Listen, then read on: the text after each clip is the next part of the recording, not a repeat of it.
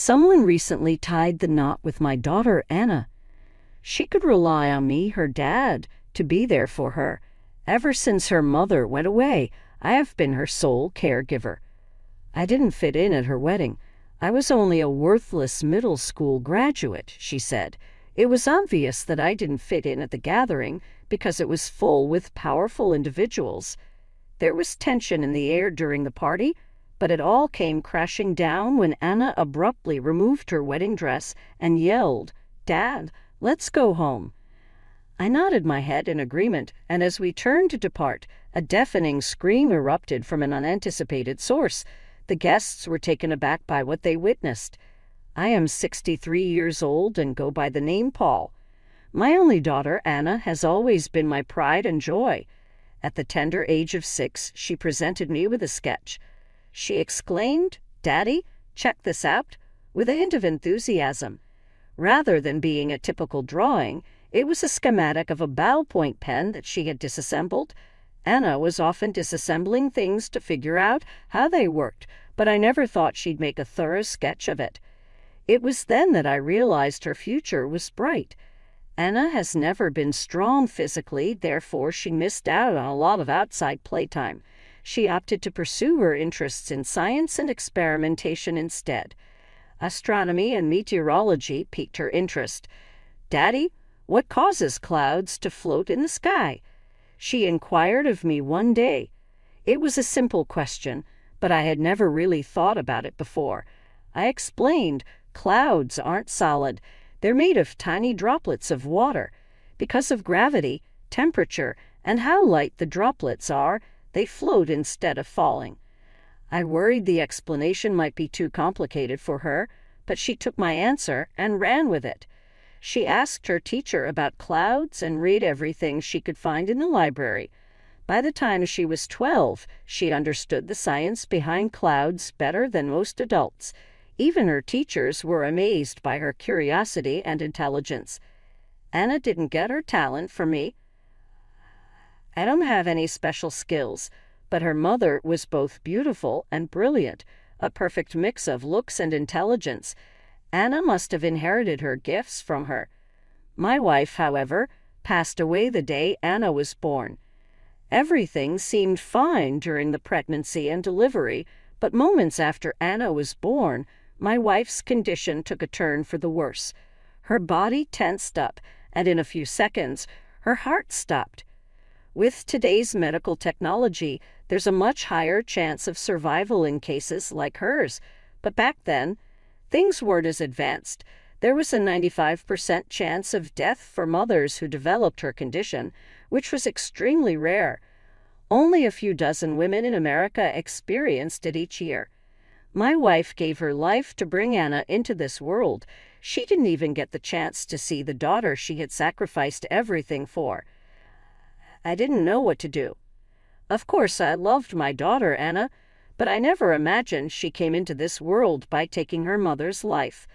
Sometimes, when I looked at her peaceful sleeping face, so much like her mother's, it felt almost cruel. What was I supposed to do? The happiness I had dreamed of, the months I spent with my wife excited for Anna's arrival, shattered like glass in an instant. Overcome with emotions, I cried until I had no tears left. Then, through my despair, I heard a tiny voice that reminded me of what I still had to do. "Anna? All right, you're hungry, aren't you? It's time for your milk," I said. "Don't worry, I'll protect you no matter what." Holding her tiny, warm body in my arms, I made a promise to myself. Even if I had to do it alone, I would raise Anna to be a strong, happy adult. I would give her anything she needed and be there for her always. As if she understood my thoughts, she wrapped her tiny hand around my finger. "Oh, what were we talking about again?" Her voice snapped me back to the present. Standing in front of me, with a smile as bright as the sun, was Anna. She had grown into a beautiful, confident young woman. She looked just like her mother. "Which of these dresses do you think looks better?" she asked, holding up 2 options. "How about the powdered blue one on the right? It matches your eyes and looks beautiful." Her eyes sparkled as she smiled softly at my answer. Over the years, noticing how much Anna resembled her mother brought me quiet comfort. Her hair, her eyes, even her expressions reminded me of the love of my life. And now my little girl was about to get married. Her fiancé works at the same company as her. When they came to tell me about their engagement, I liked him right away. "I'm still learning," Adam had said. "And honestly, Anna doesn't need anyone to take care of her.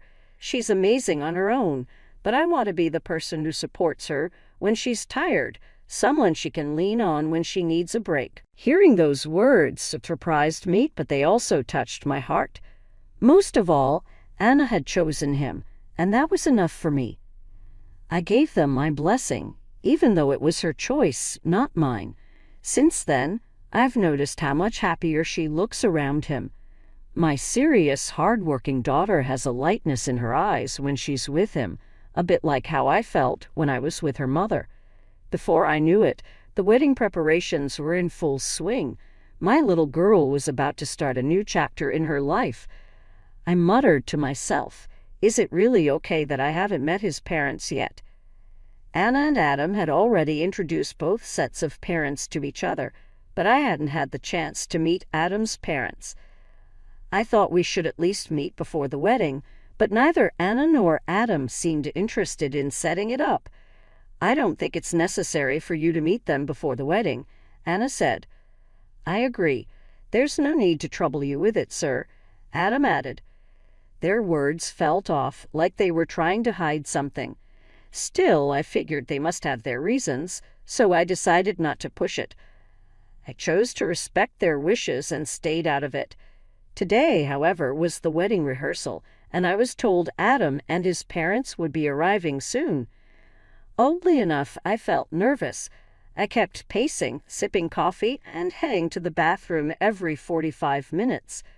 When I finally heard the door open, I froze. Adam walked in, followed by 3 people I assumed were his parents. Adam's mother, Lauren, looked me up and down, her gaze moving from my head to my toes like she was sizing me up. I heard she was in her 60s, but she looked much younger than that.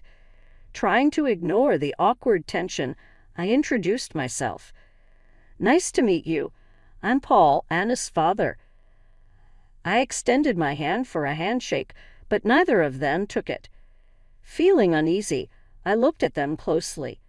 Both were staring at me with cold, judging eyes.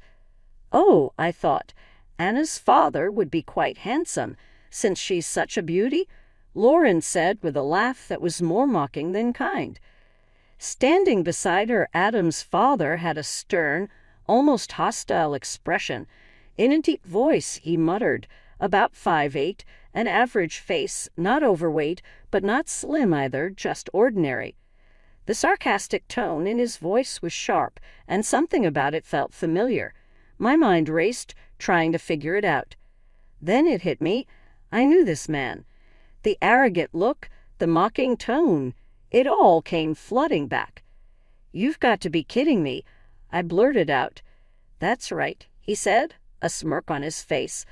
"Long time no see." I couldn't believe it. The man standing in front of me, my daughter's future father-in-law, was none other than my old nemesis from middle school. James and I had been classmates for only 4 years, but those years were enough to leave a mark. Back then, I was always ranked first in our grade, and James was consistently second, right behind me. He had always seen me as a rival, even though I never thought of him that way. "You're so obnoxious, Paul," he'd say. "You're always at the top of the class. Couldn't you let me have it just once?" "That's why I can't stand perfectionists like you." He'd say things like that while I quietly read my books. But it wasn't about being a perfectionist. I just couldn't be satisfied unless I gave my best effort. I never imagined I'd run into him again, especially not here, and certainly not as the father of my daughter's fiancé. I always gave everything my best effort, so my test scores were nearly perfect, either 400 or sometimes 395, because of small mistakes. James was smart too, but no matter how hard he tried, he could never beat me. After every test, he'd throw snide remarks my way, clearly frustrated. Then, one early summer before graduation, my life fell apart. My parents passed away. I won't go into the details, but the loss completely shattered me. I lost all motivation. I didn't even show up for the final exams and stayed home, drowning in grief. I barely noticed the summer heat fading into autumn. Even though my earlier high grades allowed me to move up a grade, I became a recluse, staying with relatives and shutting myself off from the world. During that dark time, James saw an opportunity to tear me down further. "See, you got what was coming to you," he sneered. "This is what happens when you hog the spotlight and don't let others have a turn. Now you've fallen, and I'm rising. Unlike you, I'm transferring to a prestigious private high school, and I'm going to become a government official. You'll be stuck watching my success from the sidelines for the rest of your life." Those were his parting words before he disappeared from my life. I later heard he moved to a dorm to attend that private school. I didn't go to any reunions or keep in touch with my old classmates. I completely cut ties with my past. Just when I thought I would never recover from losing my parents, a ray of hope appeared in my life, my wife. She was 4 years older than me, and meeting her changed everything. She helped me rethink my life and gave me the strength to move forward. Even though I later had to face losing her too, she left me with the most precious gift, our daughter Anna. Since then, I've dedicated my entire life to raising Anna and ensuring her future was bright. I worked tirelessly, doing everything I could to give her the life she deserved. Now, just as I thought she'd found the perfect person to marry, I find out her future father-in-law is none other than my old rival, James. It felt like fate was punishing me for my past, for running away when life got hard. I took a deep breath and turned to face James. "James, I never imagined I'd run into you again, especially at this stage of life." James smirked, that same arrogant grin I remembered from years ago. "Yeah, funny how life works. Who would have thought the daughter of a useless middle school graduate like you would end up marrying my son? Life sure is unpredictable." His words were a clear insult. I didn't care if he looked down on me. I was used to that. But dragging my daughter into it was something I couldn't tolerate. I had spent my entire life protecting and raising Anna, and hearing him belittle her hit a nerve I couldn't ignore. Back in the day, I never fought back no matter what James said. I hated confrontation and always avoided it, but this time was different. I looked him in the eye and spoke firmly. "Let me make one thing clear. This marriage is about Anna and Adam, not about us. Whatever you think of me doesn't matter. My only focus is their happiness. We're only becoming in-laws, nothing more, nothing less. Don't mix it up," I said firmly. My words seemed to hit a nerve. James, with his usual smugness, sat down on the sofa, crossed his legs, and said, "I have no intention of becoming in-laws with someone like you. I'll admit Anna is brilliant enough to marry into our family, but once they're married, she'll cut ties with you and become a stranger. We plan to adopt Anna as our own daughter the moment she marries into this family." Before I could even respond, Adam stepped in. "Dad, hold on, this is the first I'm hearing about this. Mom, did you know about this?" Lauren, in a mocking, playful tone, replied, "Oh, who knows? I'm just a woman who married into this family. Whatever your father says goes, right? If he says it'll happen, then it will." Then she turned to Adam and added, "Has talking to a useless middle school graduate lowered your IQ or something?" Her words weren't just insulting. They were cruel. It wasn't what she said about me that upset me. It was the way she spoke to her own son. I could see Adam's face tighten, his fists trembling slightly. Now I understood why Adam and Anna had been so hesitant to arrange this meeting. It must have been a shock for Adam to realize his father and I had a history. As I thought about James's petty remarks and Lauren's heartless attitude, I couldn't help but wonder what kind of parents they were. Before I could figure out how to respond, Anna stepped in to diffuse the tension. "Let's not have this kind of atmosphere during the dress fittings and rehearsal. Okay. We also have a tasting for the meals today, so please enjoy yourselves." She spoke calmly but firmly, changing the subject without addressing the conflict. Lauren stood up, nodding as if nothing had happened. "That's right. We didn't come here to waste time. We're here to make sure the food we serve to our guests is up to standard." As she turned to leave, I noticed something odd. She dragged her right foot slightly as she walked. "Your right foot?" I started to ask, but Lauren cut me off sharply. "Your concern is unnecessary. What could a middle school graduate like you possibly know?" she snapped before walking out with James. The door closed and silence filled the room. It was just me, Anna, and Adam now. Adam took a deep breath and then bowed his head deeply. "I'm so sorry for my parents' rude behavior," he said. "They always had this superiority complex, and even I can't control them. If only my brother were here." It was then that I learned about Adam's older brother.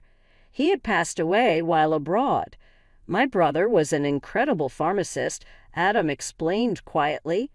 "He was gifted from a young age, and my parents always held him in the highest regard. After he passed, it's like they've been trying to control me even more, as if I have to fill his shoes." Hearing this, I felt a mixture of sadness and respect for Adam. Despite the pressure from his parents, he was standing strong for Anna and trying to make their future work. It gave me hope that maybe together they could rise above all this. Adam's older brother had always been passionate about pharmacology, and everyone believed he was destined to become a top professional in the field. But when he turned 26, he made a sudden announcement that he was going overseas. "My parents tried to stop him," Adam explained. "If it had been for a vacation or to train at a world-famous hospital, things might have been different. But the path my brother chose was much harder." He paused and then continued. "Have you heard of those medical organizations that work in dangerous areas?" Hearing that, my heart sank. I swallowed hard and answered, "Yes, I've heard of them." "So your brother—" Adam nodded silently. "That's why my parents didn't want him to go." He didn't need to say anything more. I could already imagine the weight of what he must have gone through, as well as what might have happened to his brother. The room fell into a heavy silence, the kind where no one knows what to say next. Anna, however, broke through the gloom. "Hey, why are we getting so down? I've heard Adam talk about his brother before, and I know the story. But I'm sure he wouldn't want us to be sitting here all sad, right?" Her words seemed to lift Adam's spirits, even if only a little. "Yeah, you're right," he said. "Let's just focus on the wedding for now." Adam then turned to me and said, "Paul, I really am sorry for how my parents acted earlier." I placed a hand on his shoulder and said gently, "The only thing that matters is that you and Anna are happy. The rest doesn't mean anything." After that, I decided not to bring up what had happened again. Neither James nor Lauren said anything either. Maybe it was because the venue staff were nearby, or perhaps they were pretending to behave. Either way, they spent the rest of the time smiling and avoiding any more trouble. I didn't realize it then, but this was just the calm before the storm. As the day went on, I sampled the meal options and eventually headed home. Time flew by, and before I knew it, the wedding day had arrived. I couldn't believe the moment was finally here. My little Anna, who used to walk behind me saying, "Daddy," had grown up so much. Seeing her in her pure white wedding dress was a sight I would never forget. I didn't think it was appropriate to carry around a large portrait of my late wife, so instead I brought a small photograph from one of our trips together. It was my way of sharing this special day with her, even if only in spirit. The ceremony was breathtaking, emotional, and almost magical. It's a memory I'll cherish forever. Afterward, we moved to the reception hall. That's when something unexpected happened. "What is this seating chart?" I muttered, staring at the paper in disbelief. Sure enough, I was labeled as useless middle school graduate dad. I could hear murmurs spreading across the room as guests noticed the insult on the seating chart. The staff hurriedly rushed to collect the charts, their faces pale as they bowed repeatedly, apologizing over and over. Anna and Adam were backstage in their second outfits, so they hadn't seen any of this yet. From the panic on the staff's faces and the nature of the insult, I had no doubt about who was behind it. "Well, how about that?" a cold, mocking voice said behind me. I turned to see James standing there with a smug grin on his face. Beside him, Lauren hid her expression behind a folding fan, but her posture and the slight shake of her shoulders told me she was laughing at me. My body trembled slightly, but not with anger. For myself, it was for Anna. This wasn't about me. I had lived long enough to shrug off insults like these, but for the father of the bride to be humiliated in front of so many guests would spark rumors that could hurt Anna deeply. I had tried to avoid making a scene all day, but this childish stunt had pushed me to my limit. Calmly, I said, "At 63 years old, you still find time to pull something this immature. How pathetic." James's grin widened. "I'm a man who graduated from a prestigious university, climbed the ranks to become a government official, and raised a son who works for a top company. And you gave up on school, locked yourself away, didn't even take the high school entrance exams, and stayed nothing more than a middle school graduate. This is a celebration for the elite. You should leave immediately." His voice was loud and filled with venom, echoing across the room. Curious guests began to gather, drawn by the commotion. I was about to respond, concerned about how this public embarrassment might affect Anna, but before I could, a calm, firm voice rang out. "Dad, let's go home." The voice was deeper than usual, but I knew it immediately. It was Anna. I turned to see her standing there, no longer in her wedding gown, but back in her casual clothes. Her face was emotionless, as if all feeling had been drained. The staff, who had just finished collecting the seating charts, stood frozen, trembling as they watched her. Anna had clearly heard everything. Adam joined her a moment later, also out of his tuxedo and back in regular clothes. His voice was steady but carried an undercurrent of anger that sent chills through me. "Paul, let's go." Meanwhile, James and Lauren's faces twisted in fury. "What's the meaning of this?" James shouted. "Adam, Anna, the reception is about to start. Why are you doing this?" Adam stepped forward, his 6'4" frame towering over his much shorter mother. Lauren flinched and let out a small yelp as she took a step back. "Mom," Adam said, his voice cold and sharp, "aren't you ashamed of what you've done? Understand that you've put all your expectations on me since my brother passed away, but I am not your puppet. I want to live my own life." Adam said firmly, "I'll repay the kindness you've shown me, but if you keep acting this way, I'm ready to cut ties with both of you." A heavy silence fell over the room. Guests who had been watching quietly started whispering to each other, too afraid to get involved. James, unable to hold back his anger, shouted, "How dare you? Defying your parents is unforgivable. But you and Anna can leave. This wedding is completely off." Nothing had changed. James was still the same person who had once screamed at me in school, demanding I let him have the top spot. I was too tired even to sigh. Ignoring James, I turned to Anna and said, "You're right, let's go home." With James canceling the wedding, there was no way it could continue. Though it inconvenienced the guests, leaving seemed like the best choice. Just as we turned to go, a sudden scream came from behind. I spun around to see Lauren collapsing, her face pale as she crumpled to the floor. Guests began to panic, shouting in confusion. I rushed over immediately. "Hey, what are you doing to my wife?"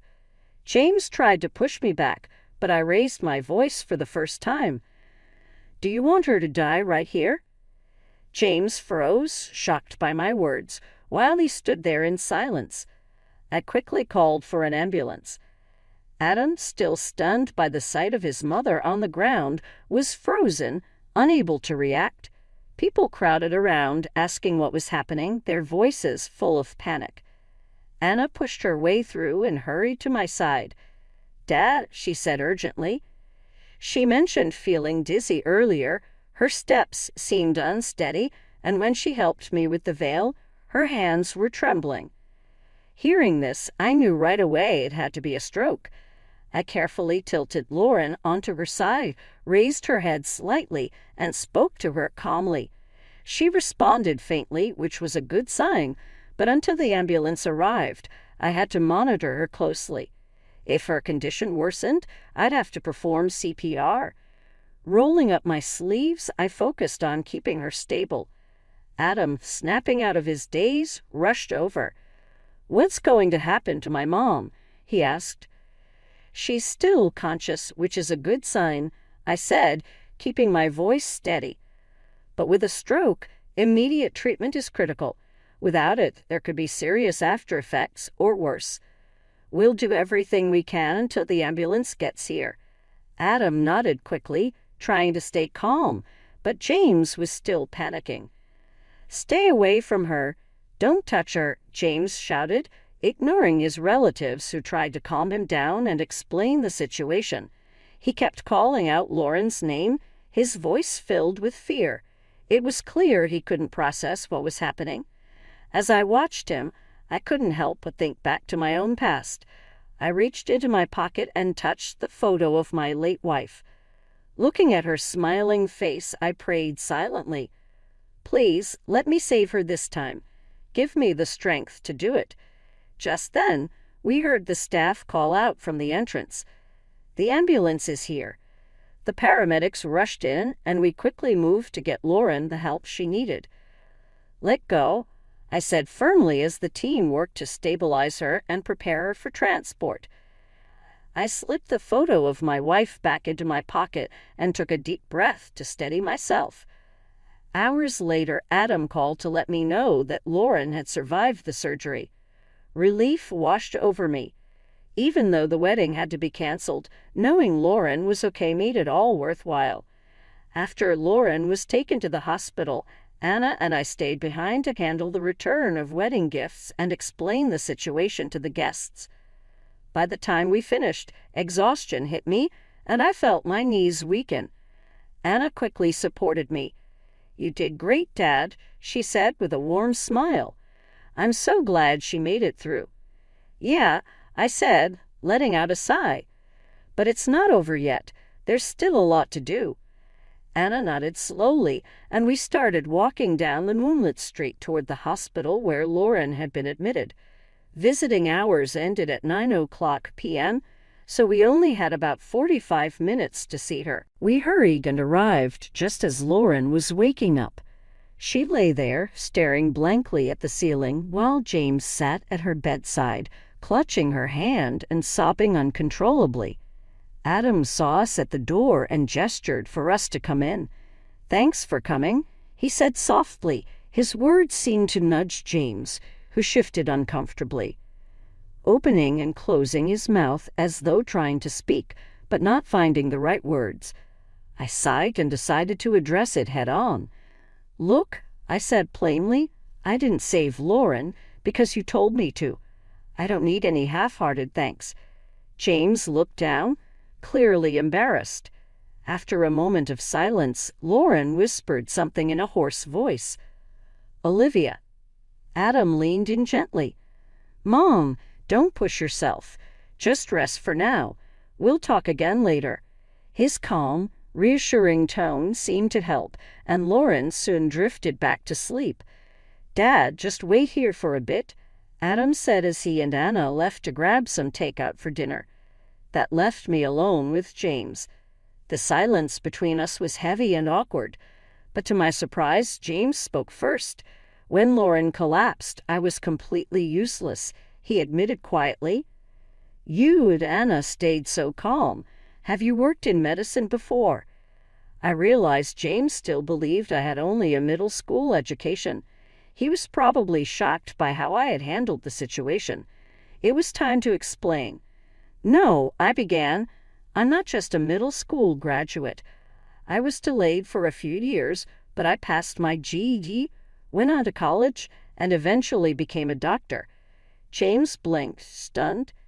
"A doctor?" he asked, almost disbelieving. I nodded, recalling how James once mentioned wanting to be a doctor too.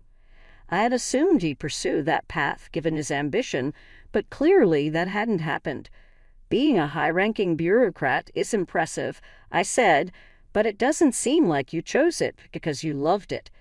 James sighed heavily, his usual arrogance replaced by something closer to regret. "In my family, becoming a bureaucrat was a tradition passed down for generations. The pressure was enormous, and my father constantly criticized me for never being able to take the top spot in school," he admitted. "That's why you were so obsessed with being number one?" I asked. James nodded slowly. "Yes, but I realized something back then. What's the point of being number one if it only happens because someone else holds back?" He paused and looked away as if struggling with the memory. "When you didn't transfer to a prestigious high school, even though your grades could have gotten you in." I understood. I stayed quiet, letting his words sink in. For the first time, James wasn't the arrogant rival I remembered, but a man weighed down by expectations he never asked for. I felt a wave of relief as James continued. "Thanks to that, I became the top student at my new school, did well in university, and eventually became a bureaucrat. But no matter how far I climbed, I always felt empty inside because he wasn't there."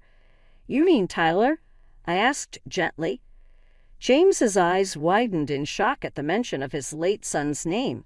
He froze, staring at me as if searching for answers.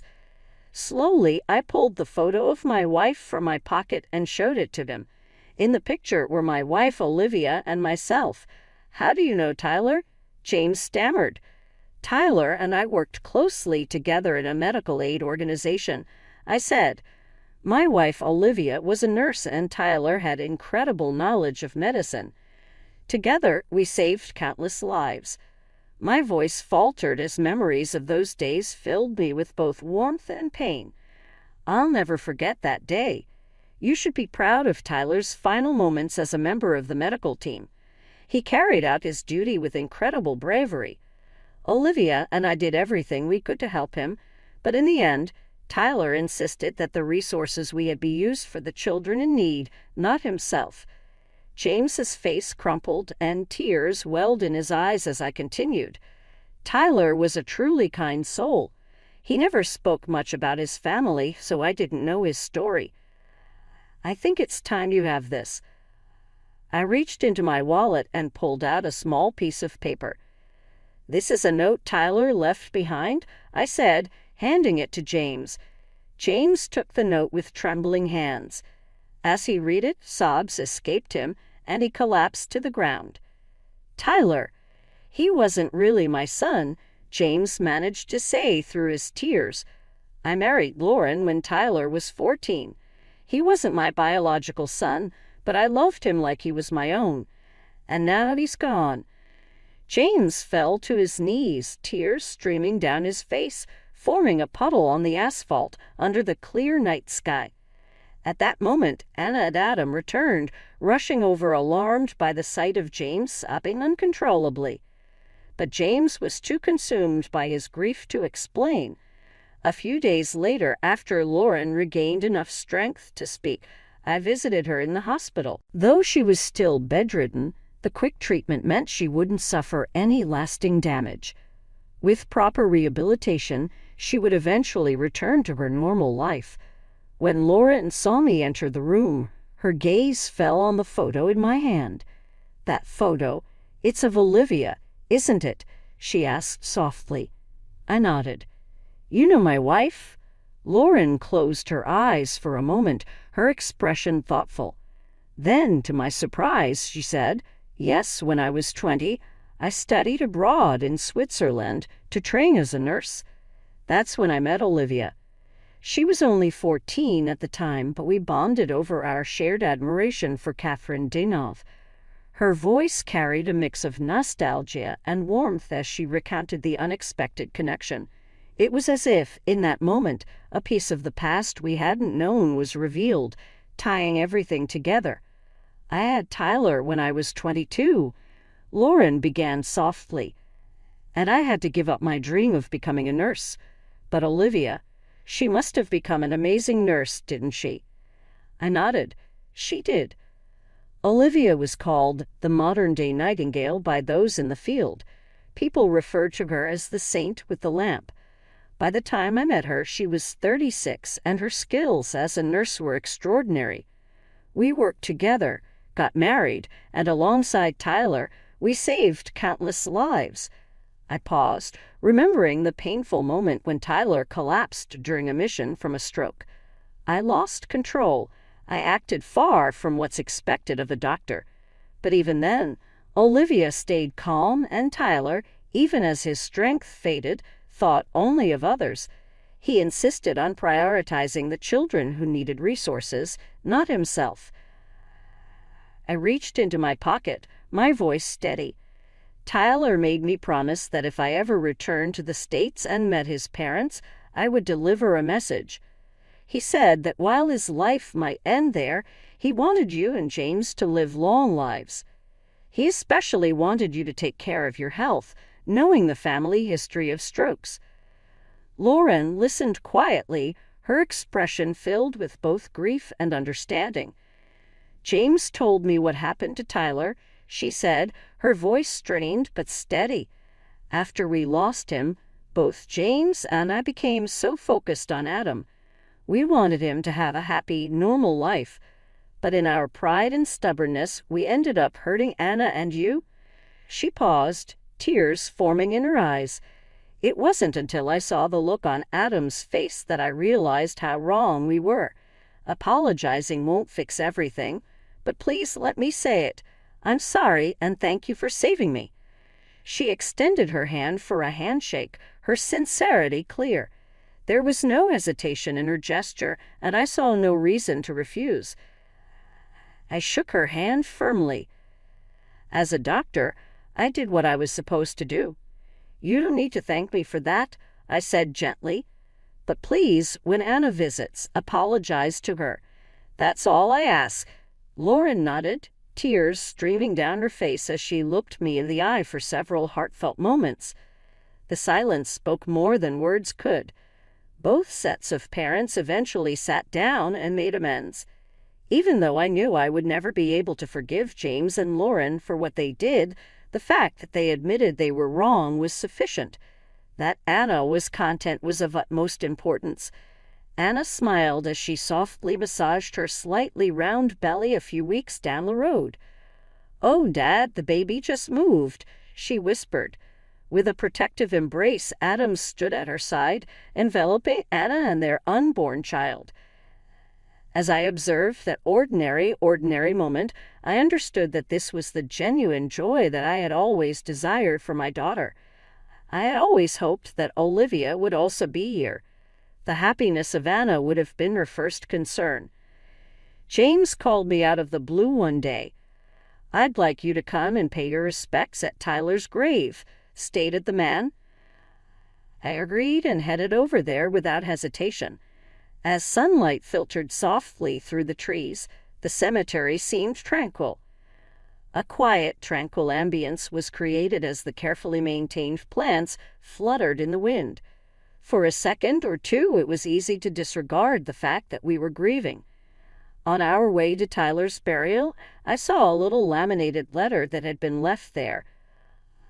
"I am doing perfectly fine," it read. There was a great deal of meaning packed into that one simple sentence. Tyler, I thought, had left it so he could reassure his folks back home. Even though he was sadly killed before he could complete his purpose, the note beautifully portrayed his positive, optimistic, and carefree personality. "Welcome home, Tyler," James whispered.